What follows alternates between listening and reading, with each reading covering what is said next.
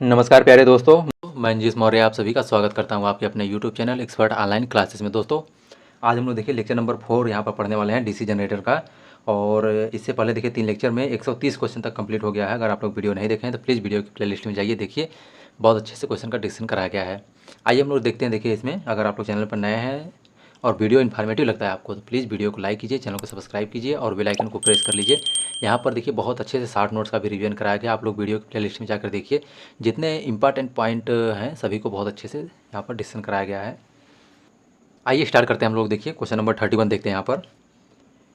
DC motor में back EMF या पश्च विद्युत वाहक बल की अवधारणा आधारित होती है। तो डीसी जनरेटर में जो बैक ईएमएफ होता है देखिए किस पर आधारित होता है, तो लेंज के नियम पर आधारित होता है। तो ऑप्शन नंबर 20 सी इसका जो है वो करेक्ट है। देखिए लेंज का नियम होता है, देखिए किसी चालक में उत्पन्न विद्युत वाहक बल सदैव उस कारक का विरोध करता है जिससे इसकी उत्पत्ति होती है। तो ये क्या करेगा, विद्युत वाहक बल जो ईएमएफ इंड्यूस होता है ये इसके उत्पन्न होने का विरोध करता है, तो इसी को लेंज नियम बोलते हैं। तो ऑप्शन नंबर सी इसका करेक्ट है। नेक्स्ट क्वेश्चन है क्वेश्चन नंबर 32 है। देखिए क्वेश्चन नंबर 32 में क्या है, देखिए इंटरपोल बाइंडिंग निम्नलिखित में से किसके साथ श्रेणी क्रम में संयोजित होती है। तो इंटरपोल देखिए क्या होता है, ये मेन पोल के बीच में लगाया जाता है। सबसे पहला चीज़ देखिए मेन पोल जो होता है मेन पोल के बीच में लगाया जाता है, आर्मेचर के जो है सीरीज में लगाया जाता है। तो यहाँ पर ऑप्शन नंबर डी जो है देखिए वो करेक्ट है, आर्मेचर के सीरीज में लगाया जाता है। और इंटरपोल की प्रॉपर्टी कैसी होती है, देखिए तो ये थीक वायर जो होता है मतलब मोटा तार का और कम टर्न का बनाया जाता है। तो इसका ऑप्शन नंबर डी करेक्ट है यहाँ पर। नेक्स्ट क्वेश्चन है क्वेश्चन नंबर 133 है। If the speed of DC motor is double and the flux remaining constant generated EMF. अगर एक डीसी मोटर है, डीसी मोटर की स्पीड जो होता है देखिए स्पीड को अगर आप डबल कर देते हैं तो जनरेटेड ईएमएफ क्या होगा, तो ई देखिए जनरेटेड ईएमएफ ई जो होता है डायरेक्टली प्रोपोर्शनल किसके होता है, स्पीड के होता है। तो अगर स्पीड आप डबल कर देंगे तो जनरेटेड ईएमएफ भी डबल हो जाएगा। तो कौन सा ऑप्शन नंबर 20 का जो है देखिए वो करेक्ट है यहाँ पर, क्योंकि ई इजकल टू देखिए E G equal to P N 5Z/60 A होता है। तो एन जो होता है E directly proportional to N के होता है। एन अगर स्पीड बढ़ाएंगे तो जनरेटेड ईएमएफ भी बढ़ जाएगा। क्वेश्चन नंबर 134 है। देखिए the efficiency of machine will be high if. Efficiency machine जो होती है मशीन की इफिशियंसी हाई कब होगी, जब इनपुट पावर लो होगी। नहीं, गलत है। देखिए लॉसेस आर लो, तो बिल्कुल सही है। देखिए ऑप्शन नंबर बी जो इसका वो करेक्ट है। अगर लॉसेस जो हैं वो लो होगी तो इफिशियंसी हाई होगी। नेक्स्ट क्वेश्चन देखते हैं। देखिए क्वेश्चन नंबर 135 है। देखिए डीसी मशीन में, देखिए डीसी मशीन में क्या होता है ये पूछ रहा है इसमें। तो आर्मेचर चालकों में धारा एवं विद्युत चुंबकीय बल अल्टरनेटिंग होते हैं जबकि टर्मिनल पर वे एक दिशी होते हैं। मतलब कि जो आर्मेचर कंडक्टर में धारा करंट होती है वो एसी होता है और जो इलेक्ट्रोमैग्नेटिक फोर्स जो होते हैं वो भी अल्टरनेटिंग होते हैं। तो बिल्कुल सही है। देखिए यहाँ पर ऑप्शन नंबर ए जो है वो करेक्ट है यहाँ पर, कि डीसी मशीन में क्या होता है आर्मेचर कंडक्टर में जो करंट होती है और इलेक्ट्रोमैग्नेटिक जो फोर्स होते हैं वो अल्टरनेटिंग होते हैं। और टर्मिनल पर जो वोल्टेज आपको मिलता है वे क्या होते हैं, यूनी डायरेक्शनल होते हैं, मतलब डीसी होते हैं। तो ऑप्शन नंबर ए इसका जो है वो करेक्ट है यहाँ पर।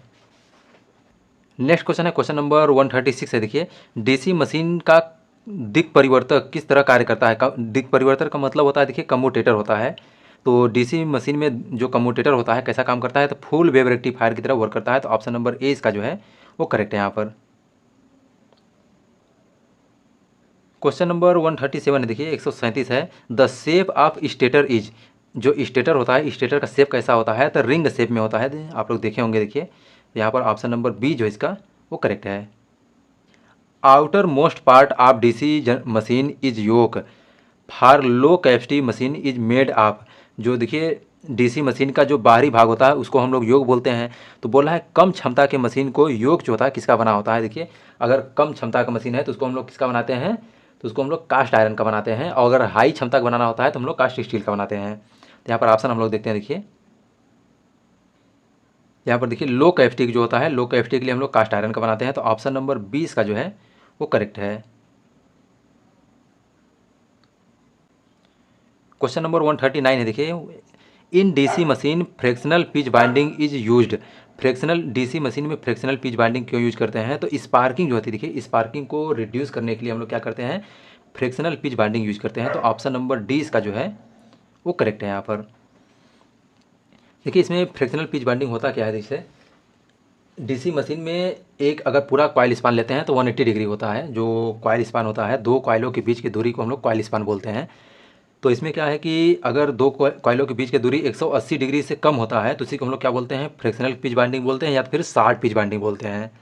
तो यहाँ पर क्या है देखिए, फ्रैक्शनल पिच बाइंडिंग का यूज़ करते हैं हम लोग जो स्पार्किंग होती है, स्पार्किंग को कम करने के लिए। तो इससे फ्रैक्शनल पिच बाइंडिंग यूज करने से होता क्या है, जो ईएमएफ होता है, ईएमएफ रिड्यूस हो जाता है, कम हो जाता है, बाकी सब अच्छा होता है। हार्मोनिक्स कम होती है, कॉपर सेविंग जो होती है कम हो जाती है।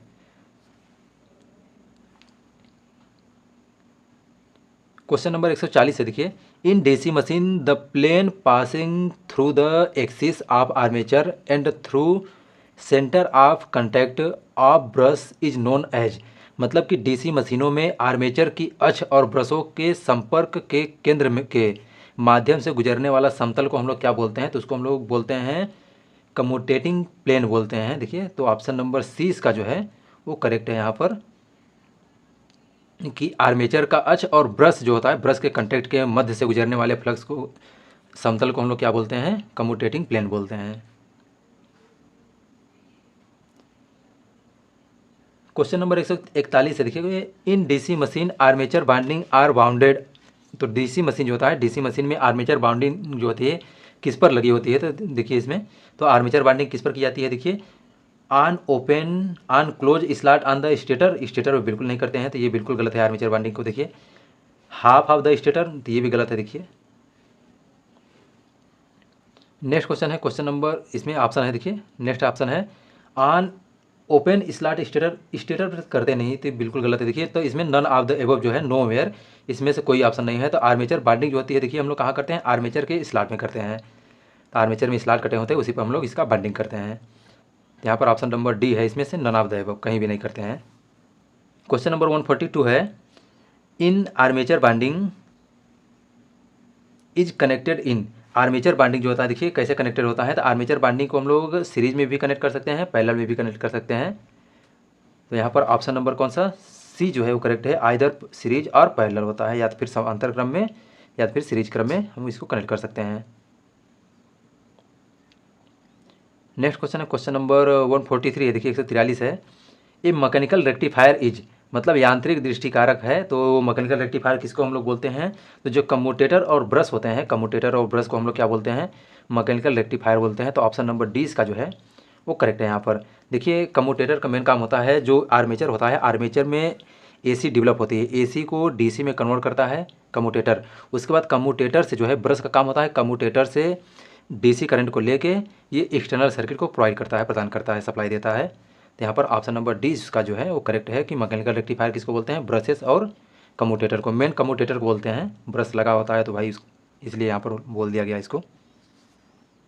क्वेश्चन नंबर 144 है, 144 है, in DC machine if P is the number of pole, N is the armature speed in RPM, then the frequency of magnetic reversal will B.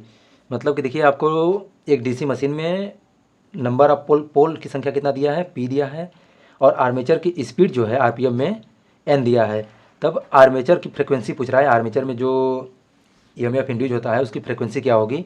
तो उसके लिए देखिए आप फार्मूला जानते हैं कि एन बराबर जो होता है 120 एफ अपान पी होता है। तो यहाँ से आप निकालेंगे तो एन पी अपान 120 हो जाएगा। तो कौन सा ऑप्शन नंबर यहाँ पर बी जो है देखिए, एन पी अपान 120, ये करेक्ट है यहाँ पर। क्वेश्चन नंबर 145 है देखिए, iron loss in DC machine take place. DC machine में आयरन लॉस निम्नलिखित में से होती है, तो कहाँ होती है देखिए, योक में, तो योक में नहीं होती है, कम्यूटेटर में भी नहीं होती है, मेन बॉडी में भी नहीं होती है। तो जो आर्मेचर होता है, आर्मेचर में जो है आयरन लॉस होता है। तो यहाँ पर ऑप्शन नंबर डी इसका जो है वो करेक्ट है। क्वेश्चन नंबर 146 है देखिए, the binding used in DC machine is. DC मशीनों में निम्नलिखित में से किस प्रकार की बाइंडिंग का प्रयोग किया जाता है। तो डीसी मशीन में देखिए, तो लैब बाइंडिंग ओनली नहीं, वेब बाइंडिंग ओनली, ये भी गलत है। देखिए both lab and web binding हम लोग दोनों यूज करते हैं। तो ऑप्शन नंबर सी इसका जो है यहाँ पर करेक्ट है। और देखिए हमको जहाँ जैसे ज़रूरत है, जैसे लैब बाइंडिंग जो होता है लो वोल्टेज और हाई करंट के लिए जो है हम लोग लैब बाइंडिंग का यूज करते हैं। इसमें नंबर ऑफ पैरेलल पाथ जो होता है वो पोल के बराबर होता है, ए बराबर पी होता है। और वेव बाइंडिंग जो होता है ये हाई वोल्टेज लो करंट के लिए यूज करते हैं। इसमें जो पैरेलल पाथ होता है वो 2 होती है। क्वेश्चन नंबर 147 है देखिए, क्वेश्चन नंबर 147 में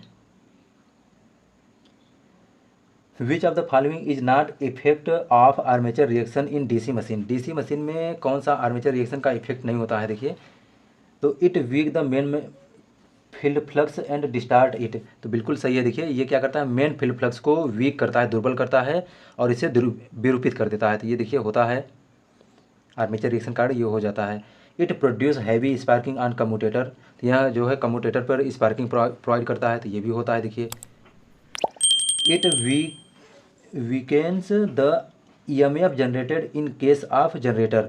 तो बिल्कुल देखिए, ये जो है आर्मेचर रिएक्शन कार्ड क्या होता है? ये वीक करता है, जनरेटेड ईएमएफ को कमज़ोर करता है, तो ये भी बिल्कुल होता है।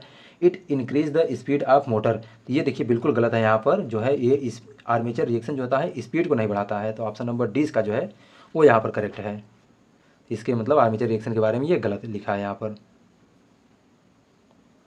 क्वेश्चन नंबर 148 है। देखिए, क्वेश्चन नंबर 148 में the winding of DC machine is said to be full pitch winding when. DC machine में की फुल पिच वाइंडिंग कहलाती है जब। तो डीसी मशीन में देखिए फुल पिच वाइंडिंग कब होती है? वाइंडिंग पिच जो होता है पोल पिच के बराबर होता है। जब वाइंडिंग पिच पोल पिच के बराबर हो जाता है तो उसको हम लोग क्या बोलते हैं? फुल पिच वाइंडिंग बोलते हैं। इसमें क्या होता है? देखिए, वाइंडिंग पिच और पोल पिच और कॉइल पिच ये जो होते हैं 180 डिग्री इलेक्ट्रिकल होता है, तो हम लोग क्या बोलते हैं? फुल पिच वाइंडिंग बोलते हैं। तो यहाँ पर ऑप्शन नंबर ए जो है इसका वो करेक्ट है।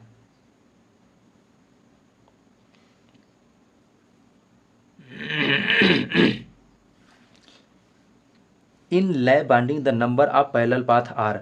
लैब बाइंडिंग में पैरेलल पाथ जो है कितना होता है? तो देखिए, लैब बाइंडिंग में जो पैरेलल पाथ होता है ए बराबर पी होता है। लैब बाइंडिंग में क्या होता है? ए बराबर पी होता है। और वेब बाइंडिंग में ए बराबर 2 होता है। लैब बाइंडिंग जो होता है लो वोल्टेज हाई करंट के लिए यूज करते हैं। वेब बाइंडिंग जो होता है ये हाई वोल्टेज लो करंट के लिए यूज करते हैं। नेक्स्ट क्वेश्चन है क्वेश्चन नंबर 150 है। देखिए, क्वेश्चन नंबर 150 में a DC generator used for arc welding. DC generator जो आर्क वेल्डिंग जो है डीसी जनरेटर यूज करते हैं तो उसकी प्रॉपर्टी कैसा होना चाहिए? देखिए, तो कौन सा होता है? देखिए, उसमें ड्रूपिंग करेक्टरिस्टिक होता है। तो ऑप्शन नंबर जो है डी जो है वो करेक्ट है कि डीसी जो आर्क वेल्डिंग के लिए यूज करते हैं तो कैसा करेक्टरिस्टिक होता है? ड्रूपिंग करेक्टरिस्टिक होता है।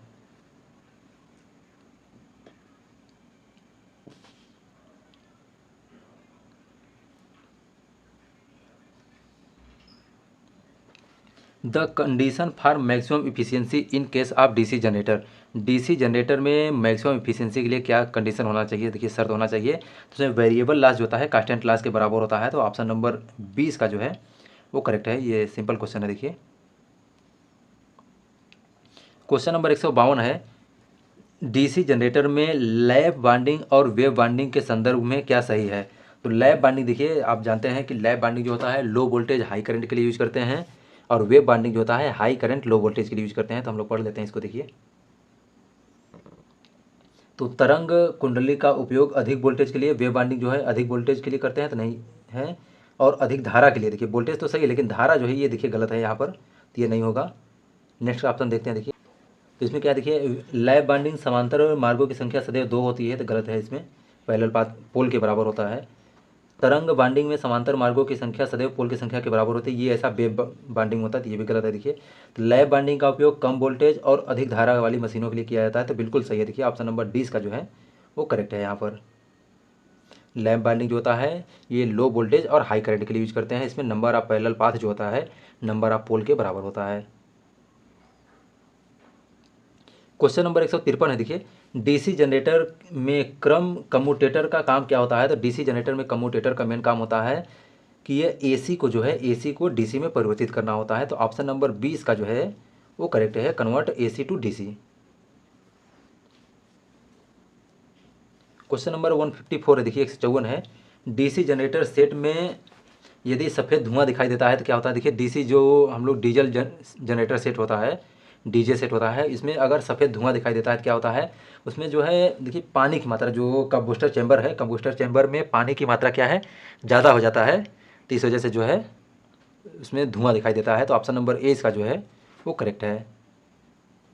क्वेश्चन नंबर 155 है। देखिए, इसमें डीसी शंट जनरेटर की मैग्नेटिक करेक्टरिस्टिक किन चीज़ों के संबंध को दिखाती है? तो देखिए, मैग्नेटिक करेक्ट जो डीसी शंट जनरेटर होता है, डीसी जनरेटर होता है, तो डीसी जनरेटर में मैग्नेटिक करेक्टरिस्टिक को हम लोग क्या बोलते हैं? No load characteristic, open circuit characteristic, या उसी को हम लोग क्या बोलते हैं, सेचुरेशन करेक्टरिस्टिक बोलते हैं। तो ये आपसे पूछ सकता है। ये नो लोड वोल्टेज और फील्ड करंट के बीच में खींचा जाता है। जो वाई एक्सिस होता है, वाई एक्सिस पर ई नाट या ई जी को लेते हैं, ठीक है। ई नाट को नो लोड पर इंड्यूज ईएमएफ को लेते हैं और फील्ड करंट को एक्स एक्सिस पर लेते हैं। तो यहाँ पर देखिए कौन सा है, तो ऑप्शन इसमें देखिए कौन सा है, तो ऑप्शन इसमें ऑप्शन देखते हैं हम लोग। देखिए ऑप्शन देखते हैं। देखिए हम लोग एक्स एक्सिस पर वोल्टेज और वाई एक्सिस पर धारा लेते हैं तो गलत है। ये देखिए एक्स एक्सिस पर ईएमएफ और वाई एक्सिस पर आर्मेचर करंट लेते हैं तो गलत है। देखिए आर्मेचर करंट के बीच में खींचते नहीं है। तो इसमें देखिए आर्मेचर करंट है तो सब आर्मेचर करंट को कट कर दीजिए, तो बचा क्या लास्ट में, देखिए डी ऑप्शन बचा। तो वाई एक्सिस पर इंड्यूज ईएमएफ और एक्स एक्सिस पर फील्ड करंट के बीच में खींचा जाता है। तो ऑप्शन नंबर क्या है, डी जो है देखिए वो करेक्ट है यहाँ पर।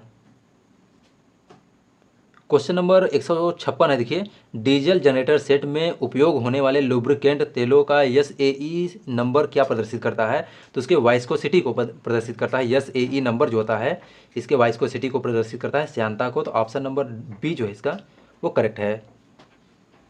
क्वेश्चन नंबर 157 है। देखिए क्वेश्चन नंबर 157 में एक शंट जनरेटर सामान्य दिशा और सामान्य गति से घूमने पर वोल्टेज उत्पन्न नहीं करता है, तो इसका कारण क्या होता है। तो इसका कारण देखिए होता है रेजिडुअल मैग्नेटिज्म जो होता है, रेजिडुअल मैग्नेटिज्म अगर ख़त्म हो गया है तो ईएमएफ जनरेट नहीं होगा। तो ईएमएफ जनरेट करने के लिए देखिए रेजिडुअल मैग्नेटिज्म का होना बहुत ज़रूरी होता है। तो यहाँ पर ऑप्शन नंबर देखिए जो है 157 का ऑप्शन नंबर डी जो है इसका ये करेक्ट है यहाँ पर।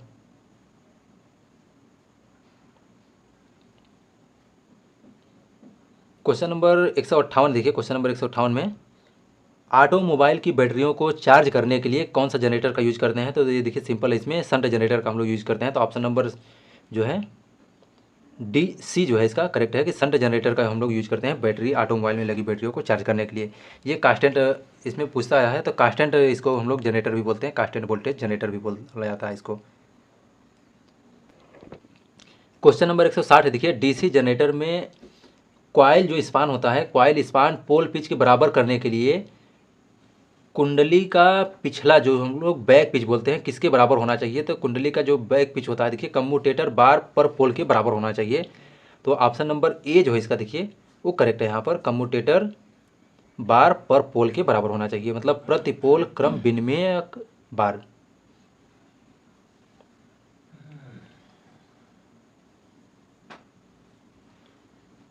क्वेश्चन नंबर 161 है। देखिए क्वेश्चन नंबर 161 में part A and B of DC generator in the following figure depicts respectively.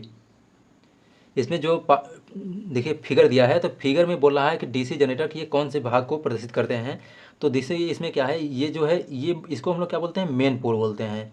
जो ये बी वाला है देखिए इसको हम लोग मेन पोल बोलते हैं, और ये वाला जो है देखिए इंटर पोल बोलते हैं हम लोग इसको, इंटर पोल, ठीक है। तो ए जो है इसको हम लोग इंटर पोल बोलते हैं, और बी जो है बी को हम लोग मेन पोल बोलते हैं। तो ऑप्शन देखते हैं। देखिए हम लोग यहाँ पर देखिए ए जो है देखिए ए कौन किसको, इंटर पोल को रिप्रेजेंट करता है, और बी जो है वो मेन पोल को रिप्रेजेंट करता है। तो ऑप्शन नंबर सी जो है इसका यहाँ पर करेक्ट है। क्वेश्चन नंबर 162 है। देखिए the generator used for normal light and power supply, सामान्य लाइट और पावर सप्लाई के लिए प्रयोग किया जाने वाला जनरेटर कौन सा होता है, तो उसको हम लोग क्या बोलते हैं, शंट जनरेटर बोलते हैं। तो ऑप्शन नंबर ए जो है इसका देखिए वो करेक्ट है यहाँ पर। और सीरीज जनरेटर जो होता है देखिए ये लंबी लॉन्ग ट्रांसमिशन लाइन के लिए यूज करते हैं, लंबी दूरी में पावर ट्रांसमिट करने के लिए, डिस्ट्रीब्यूट करने के लिए हम लोग यूज करते हैं। क्यूमुलेटिव कंपाउंड जनरेटर होता है ये 60 मतलब कि 60 जनरेटर के लिए यूज करते हैं, जैसे डीसी शंट जनरेटर की जगह पर भी हम लोग क्यूमुलेटिव कंपाउंड का यूज कर लेते हैं। और डिफरेंशियल कंपाउंड जो होता है ये आर्क वेल्डिंग में हम लोग यूज करते हैं। यहाँ पर कौन सा देखिए सामान्य के लिए, तो शंट जनरेटर जो होता है इसका यूज करते हैं हम लोग 60 में। अगर यहीं पर लिख देता कि 60 डिस्टेंस के लिए कौन सा करते हैं, तो वहाँ पर कम्युलेटिव कंपाउंड हो जाता है, लेकिन यहाँ पर केवल सामान्य जनरल लाइट के लिए पूछा है, तो यहाँ पर इसलिए शंट जनरेटर है। क्वेश्चन नंबर 163 है। What will be the field binding copper loss of DC generator when the armature current is 10 ampere and interpole resistance is 10 ohm. मतलब कि देखिए यदि किसी जनरेटर से धारा जो है, देखिए जनरेटर में धारा जो है आर्मेचर करंट कितना है, देखिए 10 एम्पियर है, ठीक है। इंटरपोल का रेजिस्टेंस जो है वो 10 ओम का है। तो फील्ड बाइंडिंग का कॉपर लॉस जो है वो कितना होगा, तो फील्ड बाइंडिंग के कॉपर लॉस जो है कितना होगा, तो यहाँ से निकाल लीजिए, आई स्क्वायर आर कर दीजिए, तो 100 आई स्क्वायर आर करेंगे तो 100 10 का स्क्वायर इंटू 10 कर देंगे तो 100 हो जाएगा, 100 इंटू 10 1000 जो है 1000 जो है वाट जो है ऑप्शन नंबर 20 का जो है वो करेक्ट हो जाएगा यहाँ से।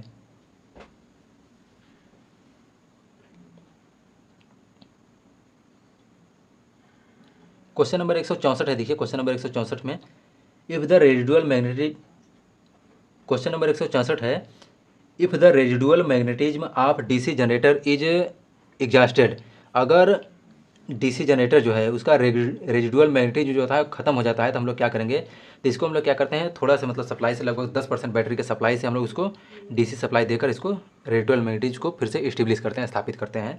तो ऑप्शन नंबर बी जो है इसका देखिए वो करेक्ट है यहाँ पर।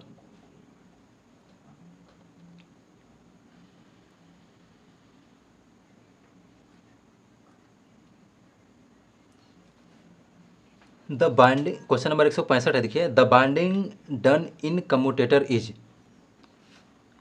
क्वेश्चन नंबर 165 है binding done on the commutator is, commutator पर की जाने वाली बाइंडिंग को हम लोग क्या बोलते हैं, देखिए कम्यूटेटर पर जो बाइंडिंग की जाती है वो लैब बाइंडिंग भी हो सकता है, वेब बाइंडिंग भी हो सकता है। तो ऑप्शन नंबर सी जो है इसका देखिए वो करेक्ट है यहाँ पर। क्वेश्चन नंबर 166 है, देखिए क्वेश्चन नंबर 166 में डीसी शंट जनरेटर का क्रांतिक चाल वह चाल होती है जिस चाल के नीचे नीचे जनरेटर वोल्टेज बनाने में असफल रहता है। तो ऑप्शन नंबर ए जो है देखिए इसका ये करेक्ट है यहाँ पर। क्रांतिक चाल वह चाल होती है जिसके नीचे आने पर, मतलब कि क्रिटिकल स्पीड वह स्पीड होती है जिसके नीचे आने पर जो जनरेटर होता है वो वोल्टेज बनाने में असमर्थ रहता है। तो यहाँ पर ऑप्शन नंबर ए जो है इसका देखिए वो करेक्ट है। क्वेश्चन नंबर 167 है डीसी जनरेटर के आर्मेचर प्रक्रिया को सुधारने के लिए, आर्मेचर रिएक्शन को सुधारने के लिए ब्रश जो होता है कैसे होता है, तो ब्रश को हम लोग क्या करते हैं, देखिए पहला ऑप्शन है आर्मेचर के घूर्णन की दिशा में अग्र लीड प्रदान की जाती है, तो बिल्कुल सही है। देखिए ऑप्शन नंबर पहला इसका करेक्ट है कि जो डीसी मोटर में डीसी जनरेटर में आर्मेचर रिएक्शन जो होता है उसको इम्प्रूव करने के लिए, सुधारने के लिए हम क्या करते हैं, आर्मेचर जो होता है आर्मेचर के रोटेशन के दिशा में जो है लीडिंग पोल जो है हम लोग प्रोवाइड करते हैं। तो ऑप्शन नंबर ए इसका जो है वो करेक्ट है यहाँ पर। क्वेश्चन नंबर 168 है वह डीसी जनरेटर इसमें से कौन सी जो फुल लोड पर जीरो वोल्टेज रेगुलेशन उपलब्ध कराता है, तो वहाँ कौन सा होता है, तो उसको हम लोग क्या बोलते हैं, योगात्मक कंपाउंड जनरेटर होता है जिसको हम लोग कम्युलेटिव कंपाउंड जनरेटर बोलते हैं। ये क्या करता है, नो लोड से फुल लोड पर जो है जीरो वोल्टेज रेगुलेशन देता है। तो ऑप्शन नंबर सी जो है इसका वो करेक्ट है। क्वेश्चन नंबर 169 है, देखिए 4 पोल डीसी जनरेटर 1800 आरपीएम पर चल रही है, तो आर्मेचर में धारा की आवृत्ति बताइए। तो इसमें देखिए 1800 अगर 4 पोल का जनरेटर है तो उसके लिए हम लोग क्या करेंगे, देखिए एफ इक्वल टू होता है एन पी अपान में 120 होता है, इसी से रख दीजिए, देखिए सिंपल में आ जाएगा। तो एफ इक्वल टू क्या होता है, देखिए एन पी, एन कितना है 1800 है, 1800 नंबर ऑफ पोल कितना है 4 है, बटे में 120 है, 120 रख दीजिए, एक जीरो से एक जीरो काट दीजिए, 4 से 4 कम 4, 4 तिहाई 12 हो गया, और इसके बाद जो है 3 से 3 छके 18, तो मतलब 60 जो है 60 हर्ट्ज जो है फ्रिक्वेंसी आ जाएगी। तो कौन सा 60 हर्ट्ज जो है फ्रिक्वेंसी, तो नन ऑफ द एबव जो है इसमें करेक्ट हो जाएगा। देखिए इनमें से कोई भी नहीं होगा, 25 हर्ट्ज 50 हर्ट्ज 30 हर्ट्ज इसमें कोई नहीं, तो ऑप्शन नंबर डी इसका करेक्ट है। क्वेश्चन नंबर 170 है, देखिए क्वेश्चन नंबर 170 में in separately excited generator, separately excited generator में field winding is excited by a external DC source. तो बिल्कुल देखिए ये होता है जो एक्सटर्नल सेपरेटली एक्साइटेड जनरेटर होता है अलग से जिसको हम लोग एक्साइट करते हैं, तो उसमें क्या होता है फील्ड वाइंडिंग जो होती है एक एक्सटर्नल डीसी सोर्स से उसको क्या करते हैं हम लोग एक्साइट करते हैं। तो ऑप्शन नंबर ए इसका जो है वो करेक्ट है यहाँ पर। तो ठीक है दोस्तों, देखिए यहाँ पर हम लोग 170 क्वेश्चन तक देख लिए हैं। इसके बाद जो है नेक्स्ट वीडियो हम लोग देखेंगे। अगर वीडियो आपको इन्फॉर्मेटिव लगता है तो प्लीज़ वीडियो को लाइक कीजिए, चैनल को सब्सक्राइब कीजिए, और वीडियो कैसा लगता है आपको कमेंट करके जरूर बताइएगा। आप हमारे टेलीग्राम चैनल से जुड़ सकते हैं जिसका लिंक वीडियो के डिस्क्रिप्शन में दिया गया है। ठीक है दोस्तों, thank you so much for watching my video.